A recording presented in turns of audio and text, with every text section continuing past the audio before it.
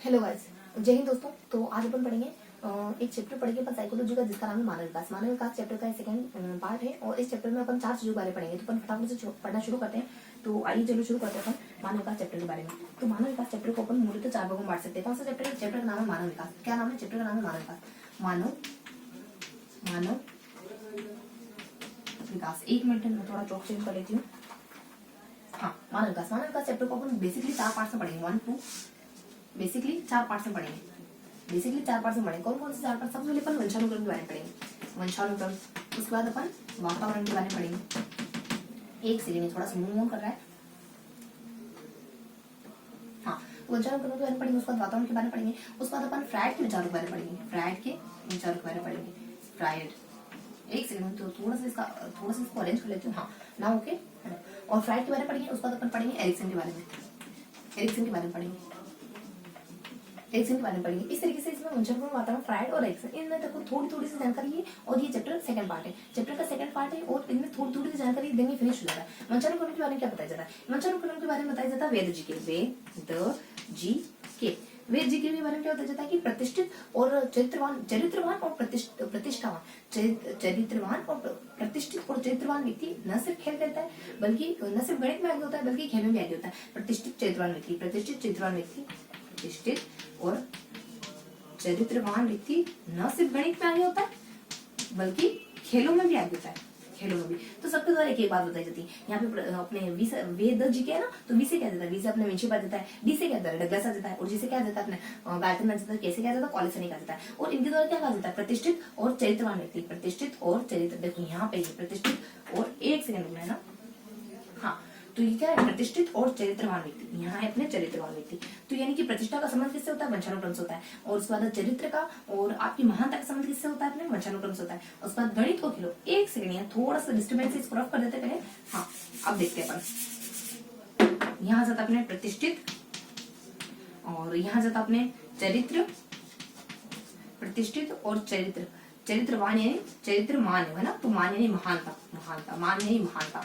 और गणित में भी आगे होता है और खेलों में भी आगे होता है। हाँ, वेल, ये था अपना। तो वे से अपना विंशे पास जाता है, उसका डी से अपना डगलस आता है, जी से अपना गार्टन आ जाता है, और के से अपना कॉर्ड आ जाता है। इन सबके द्वारा क्या कहा जाता है? प्रतिष्ठा का संबंध वंशानुक्रम से, उसके बाद चरित्र का संबंध वंशानुक्रम से, उसके बाद महानता का संबंध वंशानुक्रम से, उसके बाद गणित और खेलों का संबंध वंशानुक्रम से। तो ये था अपने वंशानुक्रम के बारे में। तो वंशानुक्रम सिंपल सा बताया जाता है। वेद जी के वी से अपना विंशे पास जाता है, और जी से अपना गार्टन आ जाता है, और डी से अपना डगलस आ जाता है, और वेद जी के से अपना कॉर्ड आ जाता है। इनके द्वारा क्या कहा जाता है? प्रतिष्ठित और चरित्रवान व्यक्ति। चरित्रवान की जगह मान बोलना है। चरित्रवान व्यक्ति न सिर्फ गणित में आगे होता है, बल्कि खेलों में भी आगे होता है। प्रतिष्ठा का संबंध वंशानुक्रम से, और उसका चरित्र का संबंध वंशानुक्रम से, और मान यानी मान का महानता का संबंध वंशानुक्रम से, और खेलों का और गणित का संबंध भी अपने वंशानुक्रम से। ये जाता अपने वंशानुक्रम के बारे में। दिन अपने बताया जाता है वातावरण के बारे में। क्या बताया जाता है वातावरण के बारे में? वातावरण के बारे में भी ऐसी कुछ परिभाषा आ जाती है। यहाँ जाता फनक जी के, क्या जाता है? फ न क और बीच में आ जाता है जी के। इनके द्वारा क्या परिभाषा बताई जाती है? यहाँ बताया जाता है प्रजाति, मानसिक प्रजाति और जुड़वा व्यक्तित्व। क्या बताया जाता है? प्रजाति, मानसिक और प्रजाति और जुड़वा व्यक्तित्व। क्या बताया जाता है? प्रजाति यानी प्रजाति का संबंध वातावरण से होता है। उसके बाद आपकी मानसिक शक्तियों का संबंध वातावरण से होता है। उसके बाद प्रजाति की जो भी योग्यताएं होती है, ये भी लगभग सेम ही कहते हैं। आपकी जो प्रजाति की जो भी योग्यताएं आपको पाई जाती है, उनका संबंध वातावरण से होता है। उसके बाद जुड़वा बच्चों का व्यक्तित्व देख लो, वातावरण से प्रभावित होता है। उसके बाद व्यक्तित्व का निर्माण देख लो, वातावरण से प्रभावित होता है। कहने वाले कौन होते हैं? फनक जी के। फर्स्ट अपना फ्रांस आ जाता है, उसके बाद न से अपने न्यूमेर आ जाता है, और कैसे अपना कॉर्ड आ जाता है। इनके द्वारा क्या जाता है? गार्डन की घड़ी जाता है। गार्डन में क्लॉक आ जाता है। हाँ, मतलब गार्डन में घड़ी लगी हुई, तो यहाँ पर गार्डन आ जाता है, और कैसे अपने क्लार्क आ जाता है। तो इन सब के द्वारा ये बताया जाता है। ये भी वातावरण के बारे में कंप्लीट हो गया। क्या बताया जाता है? फनक जी के। फर्स्ट अपने फ्रांस न से अपने न्यूमेर आ जाता है, कैसे अपने कॉर्ड आ जाता है, और बीच में जी यानी कि अपने गार्डन आ जाता है। गार्डन में क्या लगी हुई? वॉच लगी हुई, यानी क्लॉक लगी हुई, यानी क्लार्क आ जाता है। इन सब के द्वारा क्या कहा जाता है? आपको सिंपल सा कहा था कि कच्चा कपड़ पक्का कपड़, इसको 10 बार बोलना है। इसी तरीके से आपको कहा था प्रजाति आपको 10 बार बोलना है, लेकिन आप वो भी नहीं बोल पाए। बीच में आपने मानसिक बोल दिया। तो प्रजाति, मानसिक प्रजाति, जुड़वा व्यक्तित्व। इन सब के बारे में बता दें। तो ये हो गया अपने वातावरण के बारे में। अब देखेंगे फ्राइड के बारे में और एरिक्सन के बारे में। सिंपल है, हाँ। फ्राइड के बारे वाटसन के बारे में देखेंगे और उसके बाद अपन फ्राइड के बारे में और एरिक्सन के बारे में। फ्राइड के बारे में क्या देखेंगे? फ्राइड के बारे में बेसिकली 3 चीजें देखेंगे। क्या देखेंगे? 3, 1, 2, 3। सबसे पहले देखेंगे फ्राइड मन को लेकर के क्या कहते हैं, फ्राइड रक्षात्मक युक्तियों को लेकर क्या कहते हैं, रक्षात्मक युक्तियों को लेकर क्या कहते हैं, और फ्राइड का सिद्धांत क्या है। ये बेसिकली 3 तरीके देखेंगे। मन को लेकर क्या कहते हैं? कुछ नहीं कहते। मन 3 प्रकार का होता है, चेतन होता है, पूर्व चेतन, अचेतन। चेतन, पूर्व चेतन, अचेतन। क्या बताते हैं? मन 3 प्रकार का होता है, फर्स्ट, सेकंड, थर्ड। चेतन, पूर्ण चेतन और अचेतन। इसमें क्या बताते हैं? चेतन में क्या कहते हैं कि चेतन में आपकी क्या बचता है, यानी एसपी भावी जीवन की यादों को लेकर खुश होता है। एसपी भावी जीवन की यादें, यहाँ जाता है एसपी भावी यादें ऐसे अपने संवेदना आ जाती है। पी से अपना प्रत्यक्ष करना चाहता है। भावी यानी कि भावी यादें, अपने भावी जीवन, भावी यानी भावनाएं। उसके बाद अपनी यादें मतलब कि आपकी जो भी आपकी यादें, आपकी मेमोरीज है, वो सारी यादें थी। पूर्व में क्या था? इन दोनों को जोड़ने का काम करता है पूर्व में आ जाता है जो आपकी वर्तमान कंडीशन है, जो आप जागरूकता की कंडीशन में हो ना, वो है पूर्व अवस्था। यानी कि इसमें क्या जाता है? ये दोनों को जोड़ने का काम करता है। और जागरूकता जो हम अभी जो वर्तमान कंडीशन में है ना, वो पूर्व अवस्था में। और अचेतन क्या होता है? दमित भावनाओं का भंडार। क्या? दमित भावनाओं का भंडार ये होता है अचेतन। इसको हिमखंड, इसकी हिमखंड से तुलना, बर्फ के टुकड़े से तुलना करी जाती है। बर्फ का टुकड़ा जो ऊपर जितना दिखाई दे ना, उससे कई गुना ज्यादा, उससे 10 टाइम गुना ज्यादा वो नीचे। तो ये बताया जाता है फ्राइड मन के बारे में इतना सा बताते हैं। रक्षात्मक युक्तियों के बारे में क्या होता है? टेढ़े मेढ़े काम करोगे तो पाप तो लगेगा सही। तो टीडी पाप क्या बताया जाता है? टी डी पा, पी के लिए 3 बार पी, P3 मतलब P3 पी और पा, बस पाप ही हो गया आपने। P3 एक, चलो पाप बोल रहा ना, तो एक पी ऊपर नीचे ले लेते, पाप ये कहता है P2 है ना। तो टी यानी तादात्म्यकरण। तादात्म्यकरण क्या होता है? यानी कि आईएएस की नौकरी पूरी बताना, हमें आईएएस की नौकरी नहीं मिलेगा, कहना कि बेकार नौकरी, यहाँ पे अपने राजनेता के तालवे चाटने पड़ जाते हैं। इससे क्या होता है? अपने अपराध बोझ से बच जाते हैं। हमें नौकरी नहीं मिली तो हम गिल्टे से बचे, तो हम गिल्टे से नहीं बनेंगे भाई साहब, हम तो इतने शान हैं कि हम नौकरी को भी बुरा बता देंगे, बस।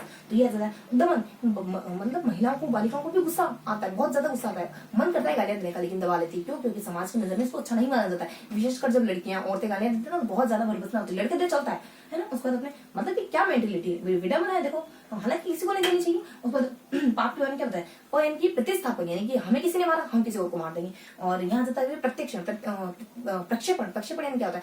दुनिया मुझसे घृणा करती है तो सबसे प्यार करता हूँ, मैं घृणा मना नहीं करता, लेकिन बस ये दुनिया मुझे पता नहीं क्यों रिटर्न में घृणा देती है। उसके बाद ऐसे अंतर्वेशन, जो भी आपका आइडियल है, जिसको भी अपन दिल से चाहते हैं या दिल से मानते हैं, उनके सारे गुणों को अपनाने की कोशिश करते हैं। और ये बात सत्य है, जिसको आप सच में मानते हो ना, उसके गुण न चाहते हो आपके अंदर आ ही जाते हैं। उसके बाद लास्ट में आ जाता है अपने प्रतिक्रिया निर्माण। गुस्सा तो आ रहा है कि एक चपेट के मारू, लेकिन उसकी जगह प्यार दिखाते हैं, उस जगह कहते हैं कोई बात नहीं, होता है जिंदगी में, आ जाता है। तो यह जाता है तीसरा अपने तादात्म्यकरण। और नेक्स्ट आता है दमन, दी से दमन। यहाँ जाता है कि प्रतिस्थापन आ जाता है। और यहाँ जाता है अपनी प्रतिक्रिया निर्माण। और एक और आ जाता है अपने अंतर्वेशन दूसरों की बातों को अपना लेना।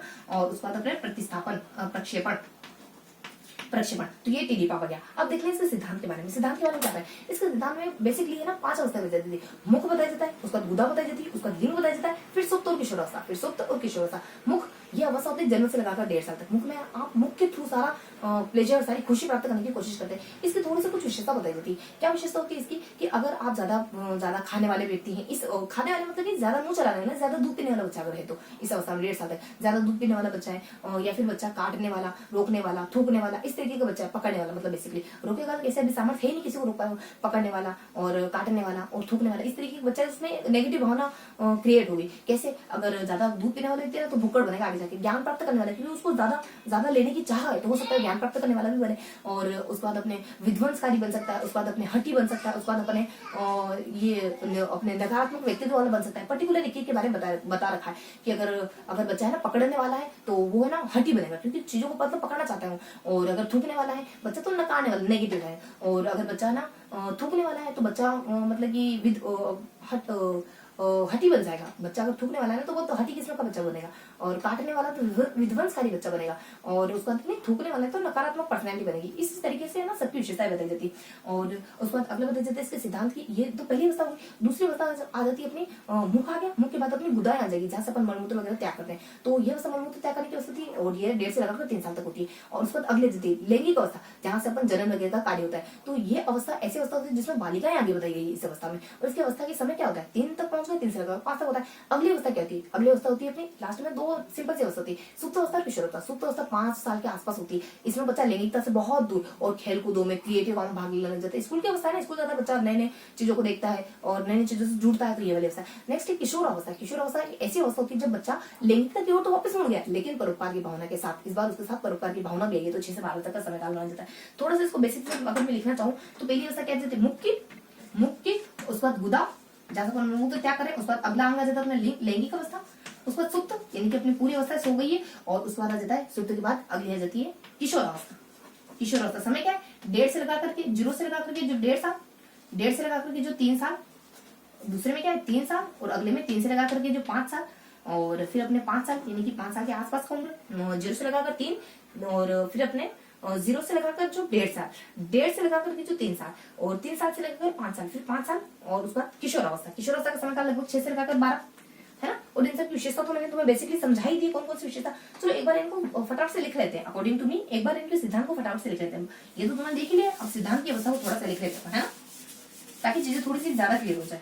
हाँ, तो सिद्धांत देखो, मुखी, मुखी देखो, मुखी में क्या होता है, मुखी में समय काल क्या माना जाता है, 1.5, जन्म से लगा 0 से लगाकर 1.5, मुख्य ध्रुव खुशी प्राप्त करने की कोशिश करता है। उसके बाद गुदा, गुदा में क्या होता है, ये अपने 1.5 से लगा करके जो 3, और ये अपने मलमूत्र त्याग करने की खुशी प्राप्त करने की कोशिश करता है। उसके बाद अपने लैंगिक, लैंगिक का समय काल 3 से लगा करके 5, बालिकाएं ज्यादा आगे होती है इसमें, ऐसा बताया जाता है। और हाँ, इसमें 2-3 बातें और आती है, 2 बातें आती है, एक फ्राइड कहता है, फ्राइड की बात होती है, और एक वर्ग संघर्ष आता है, इसमें वर्ग संघर्ष आता है, वर्ग संघर्ष, सॉरी लैंगिक संघर्ष, वर्ग संघर्ष नहीं, लैंगिक संघर्ष। देखो थोड़ा सा इसको क्लियर लिखते ताकि आइडिया आपको अच्छे से हो।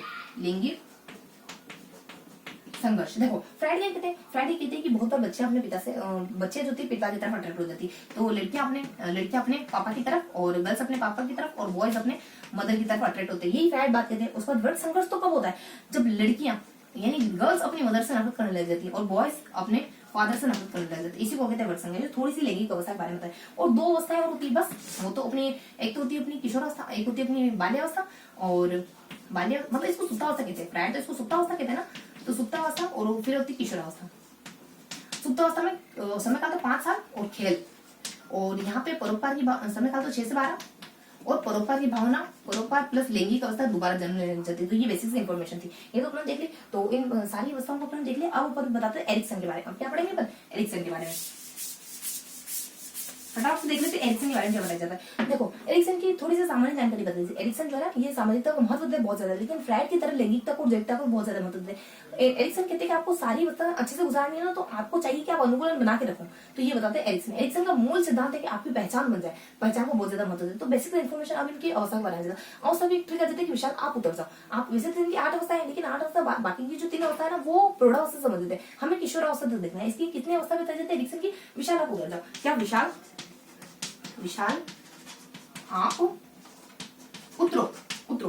तो विशाल से जाते विश्वास बनाम, विश्वास बनाम, विश्वास बनाम अविश्वास, है ना। और उस बाद आज से आ जाता अपने की आत्मनिर्भरता बनाम, आत्मनिर्भरता बनाम शंका। और अगली आ जाती प से बनाम पहल बनाम, पहल बनाम अपराध बोध।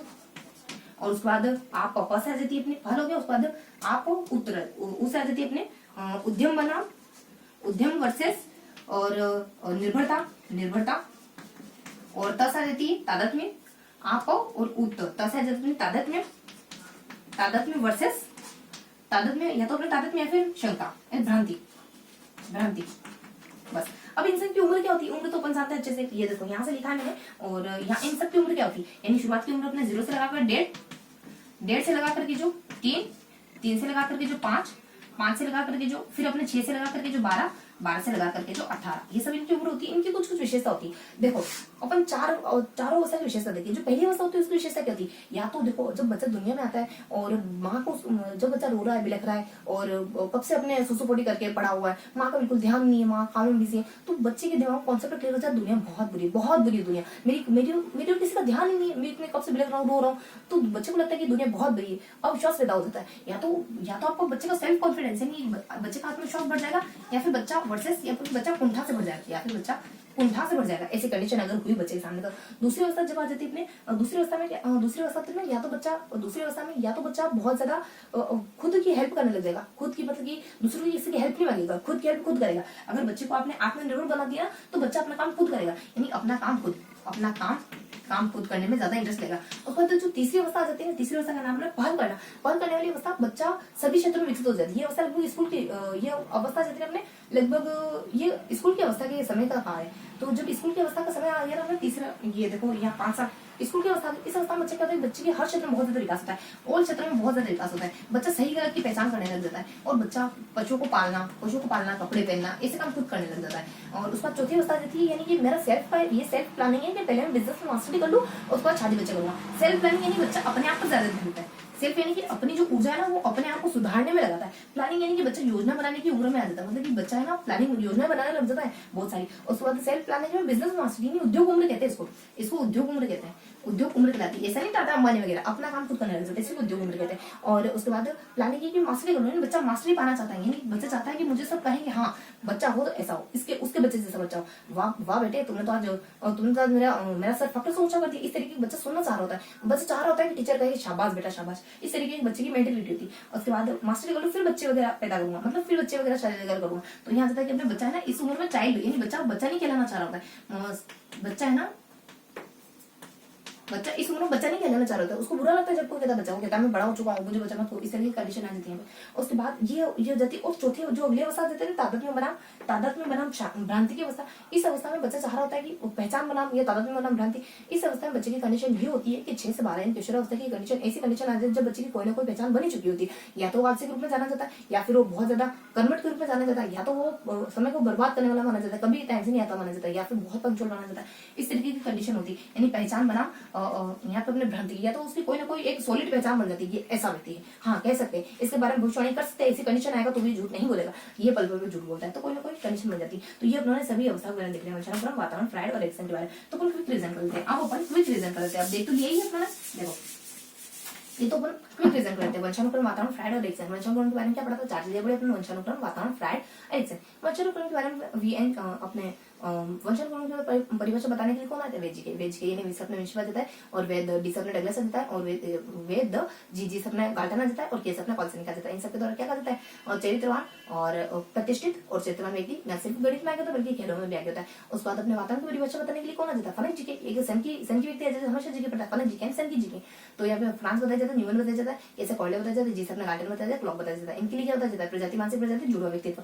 उसके बाद अपने एरिक्सन के बारे में जाता है, फ्राइड के बारे में जाता है, पूरा पर फ्राइड के बारे में। उसके बाद एरिक्सन के बारे में, फ्राइड के बारे में 3 चीजें, मन के बारे में बताया जाता है, इनके रक्षात्मक युक्तियों के बारे में बताया जाता है, उनके सिद्धांत के बारे में। मन के बारे में क्या होता है, चेतन, अचेतन, पूर्व चेतन।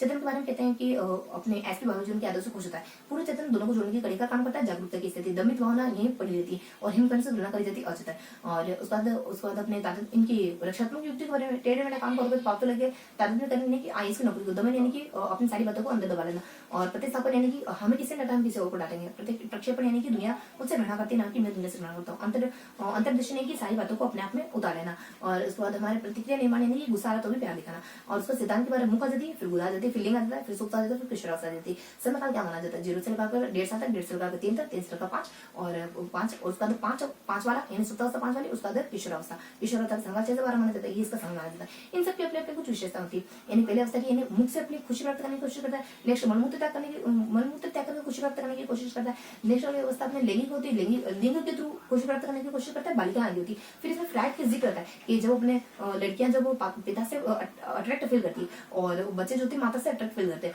और संघर्ष तो जब आता है जब अपने लड़कियां माता से घृणा करती है और लड़के पिता से घृणा करते हैं। हालांकि सभी प्रजातियों में ऐसा नहीं पाया जाता है। और उसका दिन की ये मतलब कि अपने लिंग की अवस्था, और जो वो बच्चे स्कूल जाने लग जाता है तो सुप्तावस्था होती है, और किशोरावस्था बच्चा वापस से लिंग की तरफ मुड़ जाता है, लेकिन परोपकार की भावना भी उसके अंदर डेवलप हो जाती है। उसके बाद अपने एरिक्सन के सिद्धांत के बारे में पढ़ा। एरिक्सन के सिद्धांत की मूलतः अपने 5 अवस्थाएं मानी जाती है, थोड़ी सी बेसिक इन्फॉर्मेशन भी आती है। 5 अवस्था कौन सी मानी जाती है, 5 अवस्था मानी जाती है यहाँ पे, विशाल उतरो तो विश्वास बनाम अविश्वास, उसका विशाल आशा जता आत्मनिर्भरता बनाम शंका, और पसा जता अपने पहल बनाम अपने अपराध बोध की भावना यदि विशाल आप उतरो, उससे ज्यादा अपने विशाल आप पस अपने पहल बनाम अपराध बोध, और उससे ज्यादा उद्यमशीलता बनाम निर्भरता, और तस अपने तादात्म्य बनाम भ्रांति। ये इनकी अवस्था होती है। इनकी अवस्था का समयकाल क्या माना जाता है, 0 से लगाकर जो 1.5 साल तक, 1.5 से लगाकर 3 से लेकर 5, और 5 फिर 6 से लेकर 12, 12 से लेकर 18। इन सबकी कुछ विशेषता होती है। इन 5 अवस्था की विशेषता, बाद वाली 3 अवस्था अपने प्रौढ़ावस्था मध्य को पढ़ना नहीं।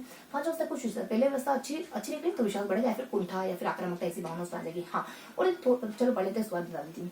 और उसके बाद अगला बताया जाता है अपने ये बता दीजिए पहली अवस्था। दूसरी अवस्था में बच्चा अपनी मदद खुद करना चाहता है, दूसरों की किसी की मदद नहीं लेना चाहता। तीसरी अवस्था आ जाती है, इसमें बच्चा हर क्षेत्र में विकसित हो जाता है और बच्चा पशुओं को पालने लग जाता है, अपना काम खुद करने लग जाता है, कपड़े वपड़े पहनना, और उसके बाद है ना सही गलत की पहचान करने लग जाता है। और मेरी खुद की चौथी अवस्था, मेरी खुद की प्लानिंग है कि पहले मैं बिजनेस मास्टरी कर लूँ, तब उसके बाद बच्चे और शादी वगैरह करूँ। तो मेरी खुद की प्लानिंग सेल्फ यानी कि अपने आप को सुधारने के लिए सारी ऊर्जा लगा देता है, और उसका प्लानिंग यानी योजना बनाने सारी ऊर्जा लगाता है। और उसका सेल्फ उसका बिजनेस यानी ये उद्यम उम्र पाई जाती है और मास्टरी पाना चाहता है और बच्चा नहीं खिलाना चाहता है। हाँ, मैं मेरे तो थोड़ी सी और इसकी थोड़ी सी बेसिक जानकारी मैं बता देती हूँ कि इसमें ना फ्राइड की एक दो बातें और बताई जाती है। फ्राइड देखो मैंने कहा था दोनों की बेसिक इन्फॉर्मेशन, इनकी बेसिक इन्फॉर्मेशन क्या है कि सामाजिकता को महत्व देते हैं और लैंगिकता को भी महत्व देते हैं। 8 अवस्था होती है, 8 अवस्था को अच्छे से गुजारना है तो संतुलन बना के रखो, ये कहते हैं।